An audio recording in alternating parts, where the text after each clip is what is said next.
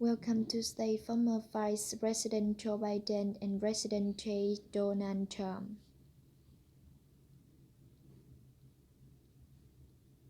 How would you lead the country during these next days of coronavirus crisis?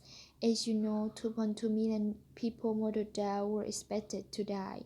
We close up the greatest economy in the world in order to fight this horrible disease that came from China. It's worldwide pandemic, and we find it hard. We have the vaccine that's coming. It's ready. It's going to be announced within weeks. It's going to be delivered. We have Operation Warp Speed, which is the military is going to distribute that vaccine. I can tell you from personal experience that I was in the hospital. I had it and it got better. I will tell you that I had something that they gave me, the therapeutic, I guess. Some people could say it was a cure, but I was in for a short period of time. I got better very fast, or I wouldn't be here tonight. 220,000 Americans dead. If you hear nothing else I said tonight, hear this.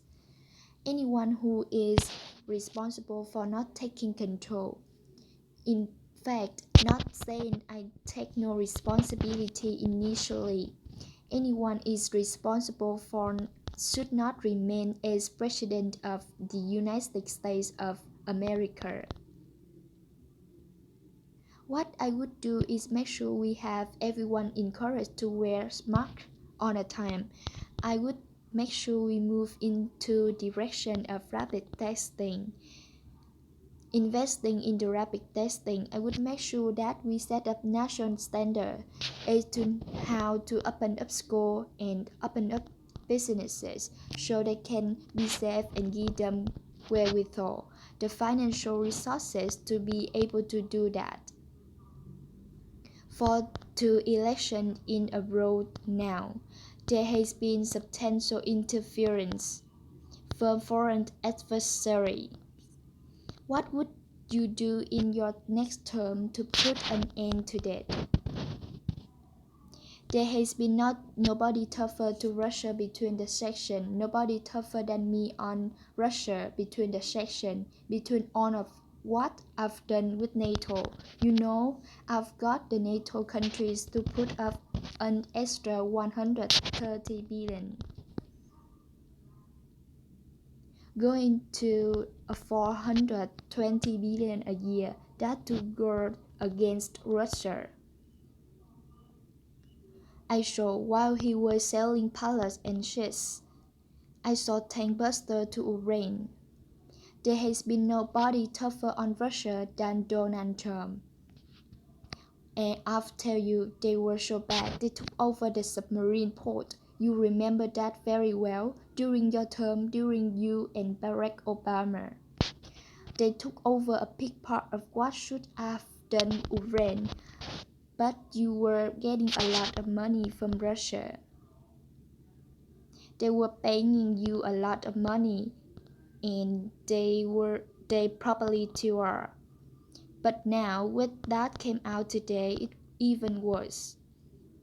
All of the horrible emails of the kind of money that you were breaking in, you and your family. And Joe, you were vice president, and it should have never happened.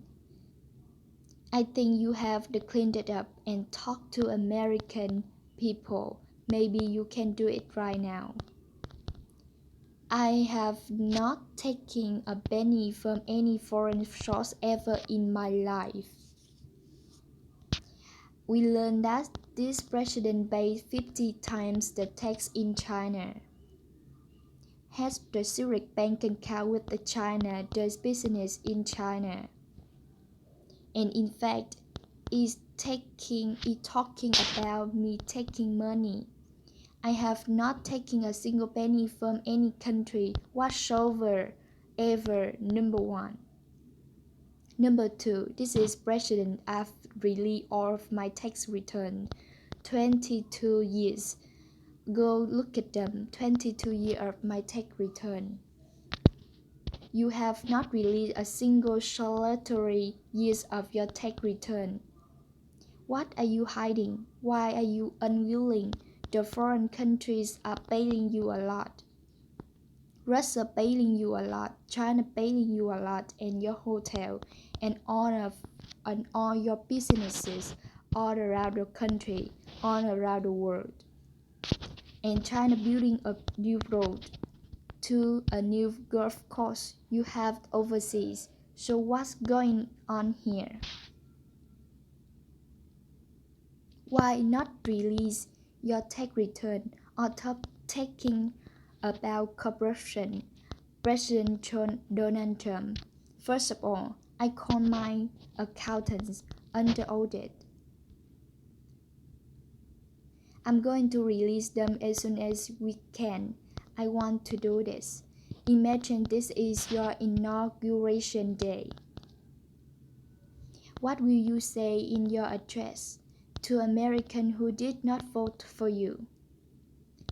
You have each have 1 minute, starting with you, Mr. Trump. We have to make our country totally successful. And as it was prior to flights coming in from China, now we rebuilding it. 11.4 million jobs in a short period of time. But I will tell you, go back. Before the flights came in, just back, I was getting calls from people that were now normally people that would call me. They wanted to get together. They had the best black unemployment numbers in the history of our countries. Hispanic, women, Asians, people with diplomas, with no diplomas. IMT graduates number 1 in the class. Everybody had the best numbers. And you know what? The other side wanted to get together. They wanted to unify. Success is going to bring us together. We are on the road in success. But I'm cutting taxes and he wants to raise everybody taxes. He wants to put new regulation on every day. If he gets in, you will have depression, the likes of which you have never been. Your 401 will go to have. And it's very sad day for this country. Alright, Vice President Biden, same question to you. What will you say during your inaugural address to Americans who did not vote for you? I would say, I'm American president. I represent all of you, whether you voted for me or against me. I'm going to make sure that you represented. I'm going to give hope for you. We're going to choose size over vision. We're going to choose hope over fear. We're going to choose to move forward because we have enormous opportunities to make things better. We can grow this economy. We can deal with systemic racism. At the same time, we can make sure that our economy is being run and moved and motivated by clean energy, creating millions of new jobs. And that's the fact I'm going to say as said in the beginning. What is on the palette here is the character of this country. Decency, honor, respect.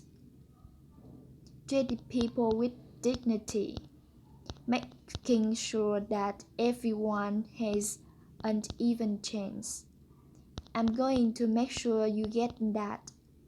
I haven't been getting it in last 4 years. Election days in November 3rd. Don't forget to vote. Thank you everyone and have a great night.